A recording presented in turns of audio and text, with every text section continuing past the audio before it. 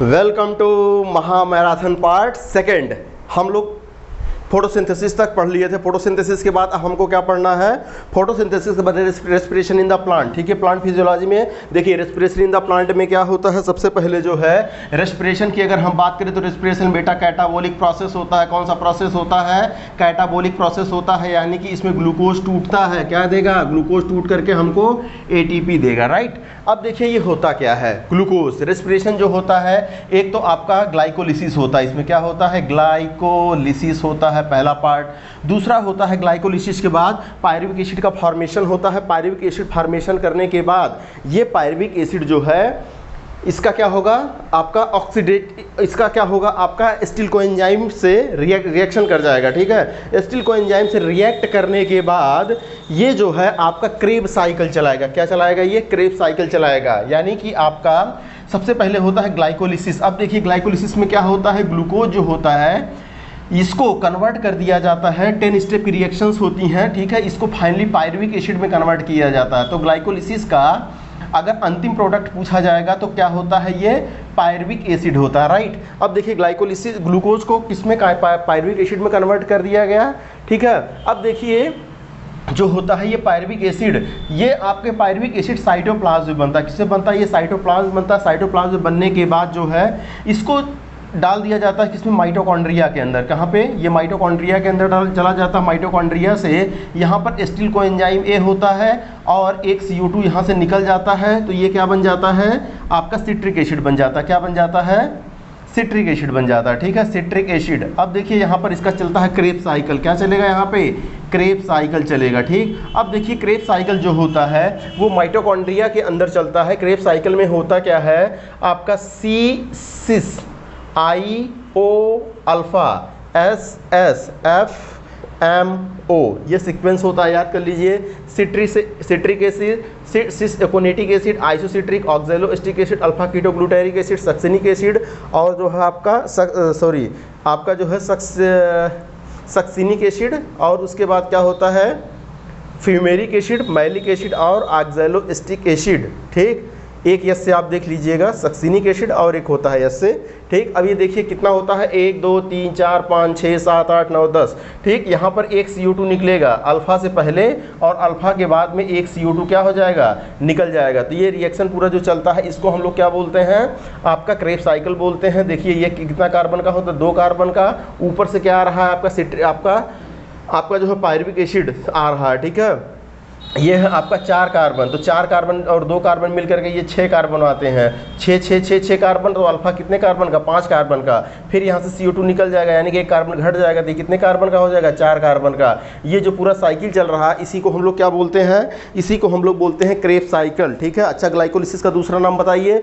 Glycolysis का दूसरा नाम होता है EMP पाथवे। ठीक है, EMP पाथवे का मतलब होता है इम्डेन मेयरहाफ पारनास। ठीक है, ग्लाइकोलिसिस को क्या किए थे ये लोग? खोजे थे। ठीक है, अब देखिए होता क्या है कि अगर यहाँ पर ऑक्सीजन है तब तो ये माइटोकॉन्ड्रिया में जाएगा, वरना ये पायरुविक एसिड कहाँ पर मूव कर जाएगा? इसी साइटोप्लाज्म में ही रहेगा। कहाँ पर रहेगा? इसी साइटोप्लाज्म में रहेगा। इसका होगा बेटा एनारोबिक रेस्पिरेशन। क्या होगा? यहाँ पर इसका एनारोबिक रेस्पिरेशन होगा। तो एनारोबिक रेस्पिरेशन तो होगा, लेकिन यहाँ पर एनारोबिक रेस्पिरेशन होगा, और किसका फॉर्मेशन होगा? लैक्टिक एसिड का फॉर्मेशन होगा। ठीक है, लैक्टिक एसिड फर्मेंटेशन जिसको हम लोग बोलते हैं। एक होता है एल्कोहलिक फर्मेंटेशन, एक होता है lactic acid fermentation. Lactic acid fermentation कहाँ पे चलता है? हमारे मसल्स में चलता है। और एल्कोहलिक फर्मेंटेशन कहाँ पे चलता है? हमारे ईस्ट में चलता है।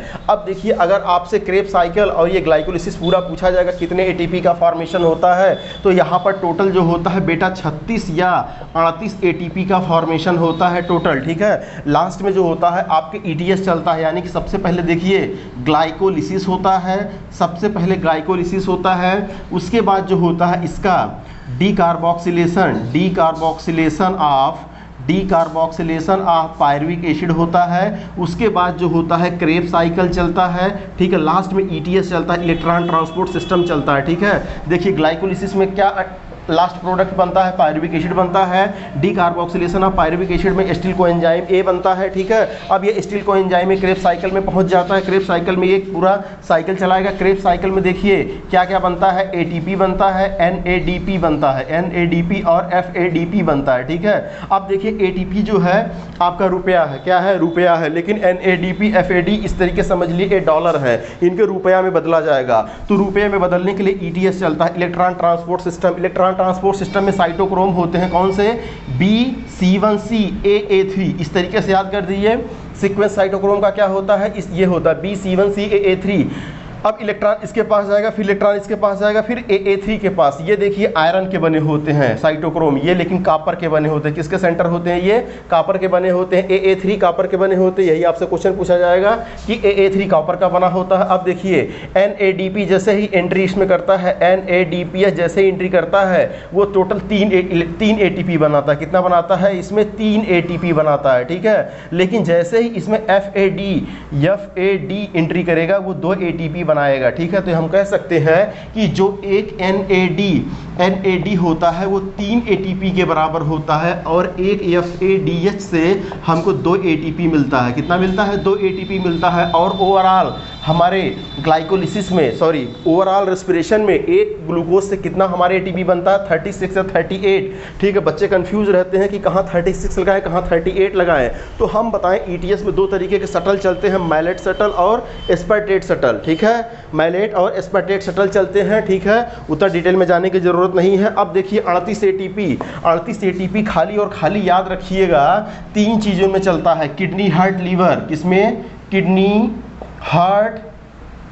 हार्ट, लीवर, ठीक है। ये 3 में क्या चलता है आपका, 38 ATP बनेगा। इसमें जो है 38 ATP बनेगा, बाकी जितने भी हमारे सेल्स हैं बॉडी के उसमें 36 ATP बनेगा, ठीक है।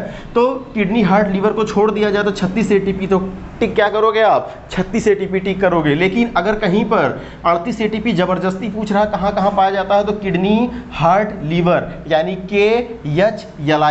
KHLI क्या हो गया बेटा, खली, ठीक है। तो खली में किडनी, हार्ट, लीवर, खली, ठीक है। खली याद कर लीजिए। किडनी, हार्ट, लीवर में क्या होता है, 38 ATP बनता है। और वहीं पर अगर हम फर्मेंटेशन में देखेंगे तो फर्मेंटेशन में खाली और खाली क्या बनता है, 2 ATP का फॉर्मेशन होता है, ठीक है। ATP का फुल फॉर्म क्या होता है, एडेनोसिन ट्राइफॉस्फेट। ATP क्या होता है आपका, एनर्जी करेंसी होता है। क्या होता है ये, एनर्जी करेंसी होता है, ठीक है। अब देखिए बीटा ऑक्सीडेशन पे अगर आपसे क्वेश्चन पूछ लिया गया, बीटा ऑक्सीडेशन क्या चीज़ होता है। देखिए कोई ज़रूरी नहीं है कि हमारा ग्लूकोज ही टूट के एनर्जी दे, हमारे फैट भी टूट करके एनर्जी दे सकते हैं। क्या, फैट भी टूट करके एनर्जी देगा, इसी को हम लोग बीटा ऑक्सीडेशन बोलते हैं। बीटा ऑक्सीडेशन भी आपके कहाँ पर होता है, बीटा ऑक्सीडेशन भी हमारे माइटोकॉन्ड्रिया का ही प्रोसेस होता है, राइट, ठीक। अब देखिए अब आपसे पूछा जाता है लास्ट में RQ क्या होता है, रेस्पिरेटरी कोसेंट क्या होता है, ठीक है। तो RQ जो होता है, ये देखिए RQ वैल्यू रेस्पिरेटरी कोसेंट जो होता है, जितना आपका, ठीक है, जितना आपका CO2 निकला और जितना O2 यूज हुआ, यानी कि जितना CO2 निकला और जितना O2 यूज हुआ, ठीक, अगर उसका हम डिवाइड कर दें तो उसी को RQ बोलते हैं। जैसे RQ ग्लूकोज के लिए, किसके लिए, ग्लूकोज के लिए 6 CO2 निकलते हैं, 6 ऑक्सीजन यूज होता है, तो 6/6 = 1 आ जाएगा। कितना आ जाएगा, 1 आ जाएगा। फैट के लिए लेस देन 1 होता है, हमेशा याद रखिएगा, फैट के लिए लेस देन 1 होता है, ठीक है, लेस देन 1 होता है, ठीक। और प्रोटीन के लिए भी लेस देन 1 ही होता है, ठीक। अब देखिए फैट, कोई सीड है जिसमें फैट है, जैसे मान लीजिए कास्टर है, कास्टर में फैट होता है, अगर उसका RQ पूछा जाएगा तो लेस देन 1 होगा। कोई सीड है जिसमें प्रोटीन है, ठीक है, जैसे चना का सीड, उसमें प्रोटीन होता है, उसका भी RQ लेस देन 1 ही होगा। तो फैट का कितना होता है, फैट का देखिए FAT, फैट लिख दिया। अब देखिए ये F है, क्या है, ये F है। ज़रा इसको पलट दीजिए, ऐसे पलट दें तो देखिए F को पलट देंगे कितना बन जाएगा, 7 बन जाएगा। और 1 से कम मतलब 0.7, कितना होता है इसका फैट का, 0.7 होता है, ठीक है। पॉइंट कितना होता है, 7 होता है। जरा प्रोटीन है, प्रोटीन PRO, P लिखिए, P है, ये P है, P को पलट दीजिए, क्या बन गया, 9, यानी कि 0.9 होता है। यानी कि फैट और प्रोटीन में भी देखेंगे तो ग्लूकोज का सबसे ज़्यादा होता है, उसके बाद प्रोटीन का होता है, उसके बाद फैट का होता है, ठीक है। और ये 3-4 चीज़ें आप लोग याद रखिएगा रेस्पिरेशन में। रेस्पिरेशन के आगे अगर हम बढ़ते हैं तो फाइटो हार्मोन्स आते हैं, प्लांट ग्रोथ एंड डेवलपमेंट आता है, ठीक है। देखिए प्लांट ग्रोथ और डेवलपमेंट में हम क्या बता रहे हैं आपको कि फाइटो हार्मोन्स आते हैं। फाइटो हार्मोन्स का मतलब प्लांट में पाए जाने वाले हार्मोन। अगर हम प्लांट में पाए जाने वाले हार्मोन की बात करें तो प्लांट में जो होते हैं इतने तरीके के हार्मोन पाए जाते हैं। ऑक्सिन होता है, क्या होता है, ऑक्सिन होता है, जिब्रेलिन होता है, ठीक है। ऑक्सिन हो गया, जिब्रेलिन हो गया, साइटोकाइनिन हो गया, ठीक। Auxin, gibberellin, cytokinin, abscisic acid, ठीक है, एब्सिसिक एसिड है। और कौन सा है, इथाइलिन है, क्या है, इथाइलिन है। ब्रेसनोस्टेरॉइड भी होते हैं लेकिन वहाँ तक हमको नहीं पढ़ना है। तो auxin, gibberellin, cytokinin, abscisic acid और इथाइलिन ये आपके मेजर क्या होते हैं, प्लांट हार्मोन होते हैं, फाइटो हार्मोन जिसको हम लोग बोलते हैं। अच्छा, अगर हम ग्रोथ का एक कर्व देखें, क्या देखें, ग्रोथ का कर्व देखेंगे तो ग्रोथ का कर्व कुछ इस तरीके से आता है, सिग्मॉइड कर्व होता है, ठीक। टाइम के साथ क्या होता है, यहाँ तक ये लैग फेज होता है, ये वाला लॉग फेज होता है, जिसको हम लोग क्या, जिसको हम लोग जो है एक्सपोनेंशियल फेज भी बोलते हैं। एक्सपोनेंशियल हो गया, लैग, लॉग, और ये वाला स्टेशनरी होता है, ठीक है। तो ग्रोथ का अगर हम कर्व देखेंगे टाइम के साथ, ठीक है, टाइम के साथ, तो ये क्या होगा, सिग्मॉइड कर्व बनता है, ठीक है, एस शेप का बनता है। ओके, अब देखिए क्या होता है कि अगर हम ऑक्सिन की बात करें, किसकी बात करें, अगर हम ऑक्सिन की बात कर रहे हैं तो ऑक्सिन, देखिए ऑक्सिन पाया कहाँ पे जाता है, ऑक्सिन करता क्या है। तो देखिए ऑक्सिन की अगर हम बात करें तो ऑक्सिन जो है ये बनता है रूट में। सबसे पहला पॉइंट, ये रूट में बनता है। कहाँ पे बनता है, रूट में। ये ट्रांसपोर्ट यूनिडायरेक्शनल होता है, रूट से सूट की तरफ। ये सीधे आपके एकदम टिप पर जाता है। टिप कहाँ पे, सूट के टिप पर जाता है और वहाँ पर एपिकल मेरिस्टेम करवाता है, यानी कि जो साइड में ब्रांचेज हैं ये कम बढ़ेंगी, ऑक्सिन की वजह से ये इसकी लंबाई बढ़ती चली जाएगी, ठीक है। ऑक्सिन, इसी को बोलते हैं एपिकल डोमिनेंस। क्या बोलते हैं इसको, एपिकल डोमिनेंस बोलते हैं, राइट। अब ये एपिकल डोमिनेंस, ठीक, लेकिन हमको ये नहीं चाहिए एपिकल डोमिनेंस, हमको साइड में ग्रोथ भी चाहिए। तो हम लोग क्या करते हैं, ऊपर से डीकैपेसिटेशन कर देते हैं, यानी कि कट कर देते हैं। तो जो ऑक्सिन पहले ऊपर जा रहा था अब वो साइड में जाने लगेगा,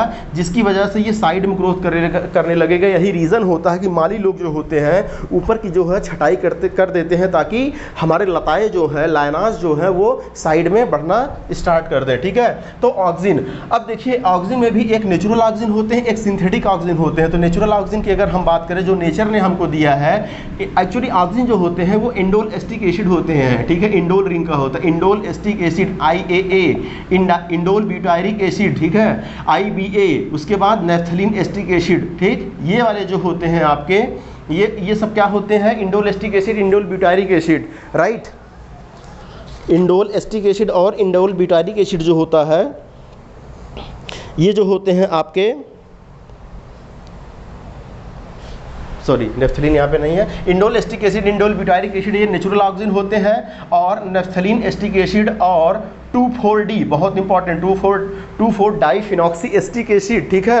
अब अगर जैसे हम इंडोल ब्यूटायरिक एसिड है, ठीक है, इंडोल रिंग बना दे, देखिए ये इंडोल रिंग होता है, ये होता है इंडोल रिंग, ठीक है। अब एस्टिक एसिड है, यहाँ पर जोड़ दीजिए acetic acid, CH2COH acetic acid हो गया। ब्यूटायरिक एसिड बनाना था CH2COH, ये ब्यूटायरिक एसिड बन गया, इंडोल ब्यूटायरिक एसिड हो गया, ठीक। 2,4-D, 2,4, ठीक है, 2,4 क्लोरो फिनॉक्सी एस्टिक एसिड, ये है फिनॉक्सी एसिटिक एसिड, ये फिनॉक्साइड आयन था, ये फिनॉक्सी एस्टिक एसिड हो गया। ये वाला 2,4, 1 2 3 1 2 3 4, ये देखिए 2,4 chloro, 2,4 dichloro phenoxy acetic acid का ये फार्मूला होगा 2,4-D।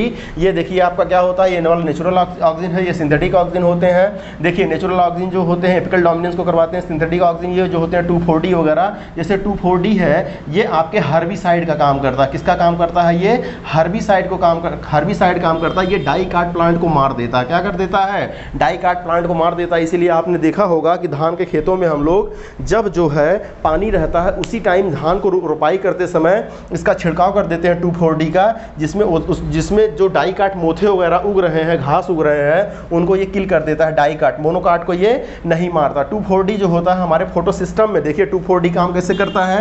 2,4-D PS सेकेंड से जो इलेक्ट्रॉन निकलता है फियोफाइटिन तक, इसको यहीं पर ब्लॉक कर देता है। क्या कर देता है, ब्लॉक कर देता है। तो इसमें फोटोसिंथेसिस नहीं होने देता, इसलिए घास धीरे धीरे पीले हो जाते हैं हमारे, ठीक है। तो ये था ऑक्सिन के बारे में। ऑक्सिन और क्या करता है, ऑक्सिन पार्थिनोकार्पी करवाता है। पार्थिनोकार्पी का मतलब बिना फर्टिलाइजेशन का फ्रूट बनवाता है, ठीक है, कौन, ऑक्सिन, ठीक। ये हो गया ऑक्सिन का काम खत्म। आइए जिब्रेलिन। जिब्रेलिन मोस्ट इंपॉर्टेंट जो होते हैं, जिब्रेलिन कैरोटिनॉइड्स होते हैं। क्या होते हैं ये, कैरोटिनॉइड्स होते हैं। और ऑक्सिन क्या थे, इंडोल रिंग के डेरिवेटिव थे, कैरोटिनॉइड्स होते हैं। और जिब्रेलिन जो होता है लेंथ को बढ़ाता है। किसको बढ़ाता है, लेंथ। जैसे अगर हम शुगर केन के ऊपर छिड़क देंगे तो शुगर केन का जो लेंथ होगा वो बढ़ जाएगा और इसका प्रोडक्टिविटी भी क्या हो जाएगा, बढ़ जाएगा, ठीक। और ये जिब्रेलिन जो होते हैं ये सीड जर्मिनेशन में हेल्प करते हैं। किसमें हेल्प करते हैं, सीड जर्मिनेशन में हेल्प करते हैं। सीड की डार्मेंसी को क्या करते हैं, ब्रेक करते हैं। सीड अगर कोई जर्मिनेट नहीं हो रहा है उसके ऊपर जिब्रेलिन छिड़क देंगे तो सीड धीरे धीरे क्या होने लगेगा,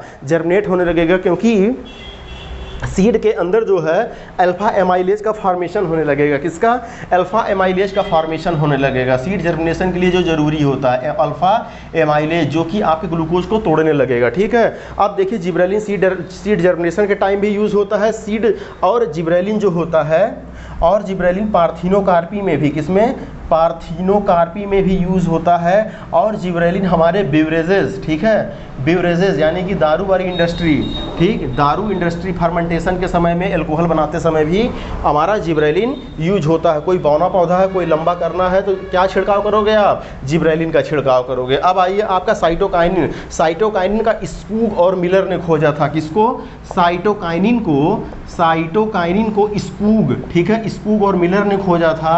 स्पूग और मिलर ने खोजा था किससे, मेज, ठीक है। जो कच्चे मेज होते हैं उनको जब दबाते हैं हम लोग तो दूध निकलता है ना, वही जो होता है आपका क्या होता है, आपका एक तरीके का साइटोकाइनिन होता है। साइटोकाइनिन जो होता है सेल डिवीज़न में मदद करता है। किसमें मदद करता है, सेल डिवीज़न में। जैसे मान लीजिए एक कोशिका हमने ले लिया, इस पर हमने साइटोकाइनिन डाल दिया तो एक ढेर सारी कोशिकाओं में क्या कर देगा, ये मदद कर देगा। और इसी को बोलते हैं हम लोग कैलस फॉर्मेशन। कैलस का मतलब होता है कैंसर, ठीक है, प्लांट का कैंसर।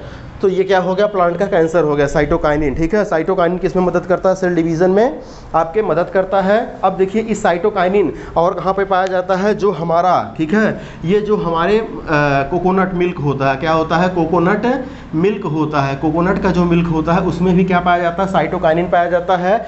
सेल डिवीज़न साइटोकाइनिन जो होता है, जब हम लोग इन विट्रो कल्चर करते हैं, क्या करते हैं, इन विट्रो कल्चर करते हैं, किसका, प्लांट का, यानी कि टोटीपोटेंट सेल, एक सेल से पूरा प्लांट बना रहे हैं तो उस टाइम हम किसका यूज़ करते हैं, साइटोकाइनिन का यूज़ करते हैं। अब देखिए एक चीज़ हम आपको बता दें, सेल कल्चर करते समय जैसे मान लीजिए ये क्या है, ये एक ब्रॉथ है, ठीक है, न्यूट्रिएंट मीडिया है। हमने जो है यहाँ पर एक क्या रखा हुआ है, अपना एक सेल रखा है। अगर हमने इसमें ऑक्सीजन का कंसंट्रेशन साइटोकाइनिन से ज़्यादा कर दिया, ठीक है, तो ये क्या बनाने लगेगा, ये क्या बनाने लगेगा, रूट बनाने लगेगा। और साइटोकाइनिन कंसंट्रेशन अगर हमने ऑक्सीजन का कंसंट्रेशन ज़्यादा करोगे तो सूट बनाएगा। साइटोकाइनिन का कंसंट्रेशन ज़्यादा कर दोगे तो ये क्या बनाने लगेगा, रूट बनाएगा। साइटोकाइनिन कंसंट्रेशन ज़्यादा कर दोगे तो रूट बनाएगा, ठीक है। तो ये इस तरीके से भी क्वेश्चन तुम्हारा पूछा जा सकता है, ओके। अब देखिए क्या होता है, अब आइए क्या, एब्सिसिक एसिड पर, very important, ABA, abscisic acid. Abscisic acid just उल्टा होता है किसके, जस्ट उल्टा होता है जिब्रेलिन के, क्या, जिब्रेलिन के, ठीक है। अब देखिए एब्सिसिक एसिड अगर वो सीड डार्मिनेंसी को ब्रेक करता है तो ये सीड डार्मिनेंसी को बढ़ाता है। सीड डार्मिनेंसी को क्या करता है, सीड डार्मिनेंसी को बढ़ाता है। बढ़ाने का मतलब उसको उगने नहीं देता है, ठीक है। जिब्रेलिन के जस्ट उल्टा होता है, एंटागोनिस्ट काम होता है, ठीक है, काउंटर करंट में काम करता है। एब्सिसिक एसिड वेरी इंपॉर्टेंट है। ये जो होता है एब्सिसिक एसिड, जब आपका पतझड़ आता है उस टाइम जो होता है ये लीफ का एब्सिशन कराता है, यानी कि लीफ को गिरवा देता है, ठीक है, लीफ को गिरवा देता है, स्टोमेटा को क्लोज कर देता है, स्टोमेटा क्लोज कर देता है, इसीलिए इसको स्ट्रेस हार्मोन बोलते हैं। क्या बोलते हैं, स्ट्रेस हार्मोन, ठीक है, क्योंकि ये गरीबी के दिन में निकलता है हार्मोन, ABA, एब्सिसिक एसिड जो होता है, ओके। अब देखिए अब बचा इथाइलिन। इथाइलिन आपको पता ही है C2H4 होता है। आजकल हम लोग इथेफॉन का यूज कर रहे हैं इथाइलिन के प्रोडक्शन के लिए। फ्रूट राइपनिंग हार्मोन बोलते हैं, क्या बोलते हैं, फ्रूट राइपनिंग हार्मोन इसको बोलते हैं। देखिए फ्रूट राइपनिंग हार्मोन बोलते हैं। ये फ्रूट को क्या कर देता है, पका देता है, ठीक है। कैसे पका देता है, इसमें रेस्पायरेशन रेट को बढ़ा देता है, क्या, रेस्पायरेशन रेट को इंक्रीज कर देता है, तो फ्रूट जल्दी जो पक जाते हैं, ये होता है इथाइलिन का काम, ठीक। तो ये थे आपके फ्रूट राइपनिंग हार्मोन, ठीक है। अब देखिए एक क्वेश्चन पूछा जाता है, व्हाट इज वर्नालाइजेशन, स्कैरिफिकेशन, क्या चीज़, स्कैरिफिकेशन और वर्नालाइजेशन। वर्नालाइजेशन। स्कैरिफिकेशन क्या होता है, वर्नालाइजेशन क्या होता है? स्कैरिफिकेशन का मतलब होता है बाबू कोई सीड जो है वो जर्मिनेट नहीं हो रहा है, क्यों? क्योंकि उस पर हार्ड सीड कोट कवरिंग है। तो हम लोग क्या करते हैं, कुछ केमिकल या फिजिकल मेथड के द्वारा इसके हार्ड सीड कवरिंग को हटा देते हैं। तो इस प्रोसेस को बोलते हैं स्कैरिफिकेशन। ठीक है, क्या बोलते हैं इसको? इस प्रोसेस को बोला जाता है स्कैरिफिकेशन बोला जाता है। और अगर वहीं पर, ठीक है, वहीं पर अगर हम वर्नालाइजेशन को देखें, किसको देखें? अगर हम वहीं पर वर्नालाइजेशन को देखें तो वर्नालाइजेशन में क्या होता है कि कोई अगर सीड है इसको लो टेम्परेचर दे दिया जाए। क्या दे दिया जाए? Low temperature. जैसे हमारा धान होता है, लो टेम्परेचर दे दिया जाए तो ये सीड जो है अपने आप जर्मिनेट हो जाएगा। तो लो टेम्परेचर ट्रीटमेंट को वर्नालाइजेशन बोलते हैं, जिसको हम लोग हिंदी में बसंतीकरण के नाम से जानते हैं, वर्नालाइजेशन। ये वर्नालाइजेशन की खोज टी डी लाइसेंको, ठीक है, ये याद नाम रखिएगा, टी.डी. लाइसेंको ने किया था। ठीक, तो स्कैरिफिकेशन, ठीक है, इसका स्कैरिफिकेशन और ये क्या हो गया आपका? वर्नालाइजेशन हो गया।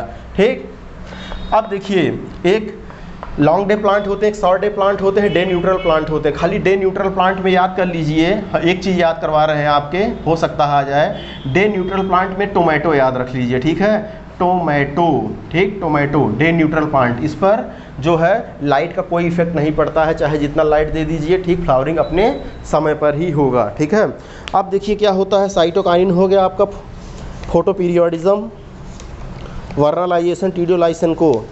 ठीक, ये हो गया आपका जो है एक तरीके से फिजियोलॉजी पूरी फिनिश्ड। ठीक, ओके, अब हम जो है ह्यूमन की तरफ बढ़ते हैं। किसकी तरफ बढ़ते हैं हम लोग? ह्यूमन की तरफ।